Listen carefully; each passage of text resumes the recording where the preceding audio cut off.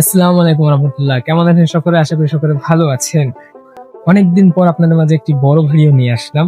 Shorts ভিডিওতে আপনাদের ভালোবাসা এবং ভিউ পেয়ে আমি শর্টসেই অভ্যস্ত হয়ে পড়েছি এবং বড় ভিডিও বানানোর কথা প্রায় ভুলেই গিয়েছিলাম। যাই হোক, আজকে ভাবলাম আমাদের ফার্মের যারা আমাদের শর্টস ভিডিও রেগুলার দেখেন তারা জানেন আমাদের ফার্মের কাজ প্রায় কমপ্লিট। তো এই ফার্ম নিয়ে কিছু আপডেট এবং আমাদের পরবর্তী যে প্ল্যানিং রয়েছে তা নিয়ে আজকে সবকিছু ক্লিয়ার করে দিব। এবং একটা বড় বিগ অ্যানাউন্সমেন্ট রয়েছে ভিডিও শেষে। যারা আমাদের সর্বশেষ শর্টস ভিডিওটা দেখেছেন তারা হয়তো বা বুঝতেই পারছেন কি অ্যানাউন্সমেন্ট রয়েছে। যাই হোক, ফার্স্ট অফ অল আমাদের ফার্মের কাজ কতটুকু কি হলো সেই সম্পর্কে আপনাদেরকে একটা ধারণা দিই।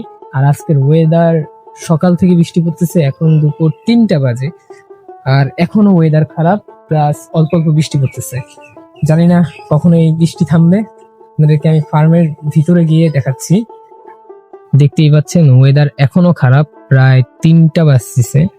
আর এই হচ্ছে আমাদের ফার্ম, চারপাশে নেট লাগানো কমপ্লিট, এখনো দরজা লাগানো হয় নাই যদিও। এ হচ্ছে একটা সিঁড়ি, সিঁড়ি দিয়ে আমরা ভিতরে প্রবেশ করলাম। এই যে ভিতরে নেট চারপাশে লাগানো কমপ্লিট। এবং আপনাদেরকে যদি বলি, আমাদের এই পাশের নেটটা হচ্ছে প্রায় 5 ফিট এবং এই পাশের নেট হচ্ছে 4 ফিট করে, আর এই পাশের নেট হচ্ছে 3 ফিট করে। এই পাশের নেটটা ছোট দেওয়ার কারণ হলো এই পাশ থেকে প্রচুর পরিমাণে বাতাস আসে, ঝড় বন্যার বাতাস সব এই পাশ থেকে আসে।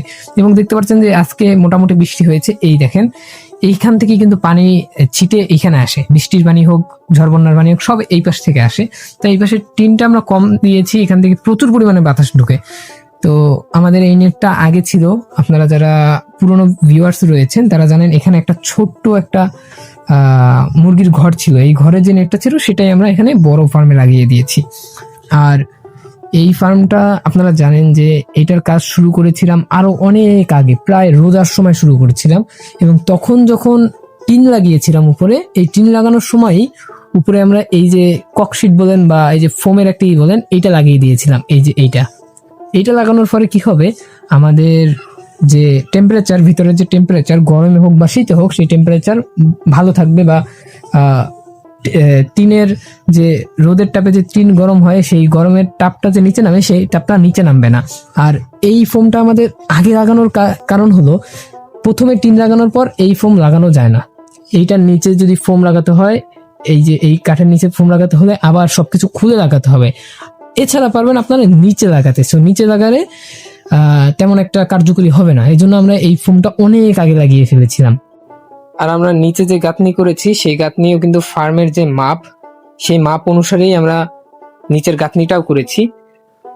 যাই হোক, এই ফার্মে এখন আপাতত বাকি রয়েছে চারপাশের পর্দা দেওয়া, দরজা দেওয়া এবং কারেন্টের লাইন আনা এবং আরো অনেক কিছু রয়েছে। এবং আমরা সামনে কি পালবো সেটা নিয়েও একটা সংখ্যা রয়েছে, যেহেতু এখনো শিওর না।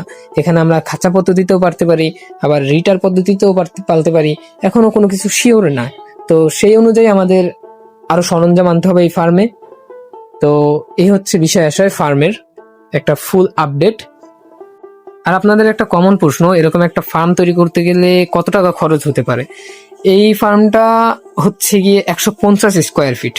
হ্যাঁ, এই ফার্মটা হচ্ছে 150 স্কোয়ার ফিট এর একটা ফার্ম, ছোটখাটো একটা ফার্ম, ছোটখাটো একটা জায়গা। আর এই ফার্মটায় কত টাকা খরচ হচ্ছে তার অ্যামাউন্ট এখন আমি আপনাদেরকে বলবো না, কারণ আমার ইচ্ছা আছে যে এই ফার্মটা যখন ফুললি কমপ্লিট হবে, এই ফার্মে কিন্তু এখনো অনেক কাজ আছে, পর্দার কাজ আছে, কারেন্টের লাইনের কাজ আছে, এই দরজাই দেওয়া হয় নাই, অনেক কাজ আছে। তো সেই সব কাজ করার পর যখন আমরা মুরগি পালার জন্য প্রস্তুত হব, সেই মুহূর্তে আপনাদেরকে একটা পাই টু পাই হিসাব দেব যে এই ফার্মটা তৈরি করতে মোট কত টাকা খরচ হয়েছে।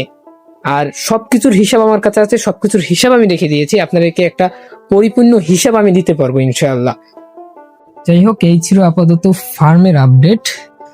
আর যদি আপনাদেরকে বলি, আমাদের এই ফার্মে কি পালবো, শৌখিন মুরগি নাকি অন্য কোনো মুরগি বা কি করব এখনো এটা শিওর না।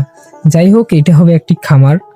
আর এই পাশটাতে যে দেখতে পাচ্ছেন এখন অগোছালো একটা পরিবেশ, এই পাশটাতে আমরা করব একটা ফুলের বাগান। তো এই সব কিছুর ভিডিও ইনশাআল্লাহ জীবন অ্যান্ড পেটসে রেগুলার আপলোড করা হবে। আপনাদের সাপোর্ট এবং ভালোবাসা অবশ্যই আমার চাই।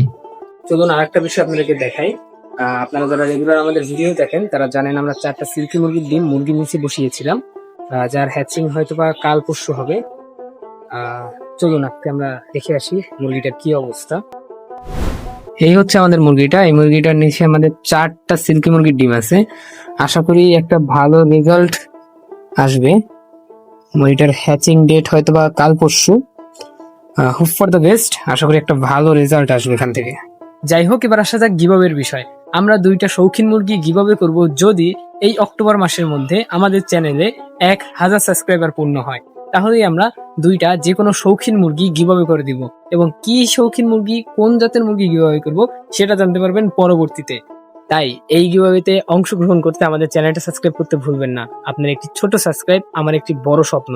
আপনাদের দোয়া এবং ভালোবাসা নিয়ে এগিয়ে যেতে চাই আরো অনেক দূর। মনে রাখবেন, আপনাদের দোয়া এবং ভালোবাসার ঋণ কখনো আমি গিভঅ্যাওয়ে দিয়ে পূর্ণ করতে পারবো না। এই গিভঅ্যাওয়ে শুধুমাত্র একটি টার্গেট পূরণের উপহার স্বরূপ। তাই গিভঅ্যাওয়ের বিষয়টা একটা পাশে ফেলে দিলেও এই ছোট ভাইয়ের চ্যানেলটা সাবস্ক্রাইব করতে ভুলবেন না।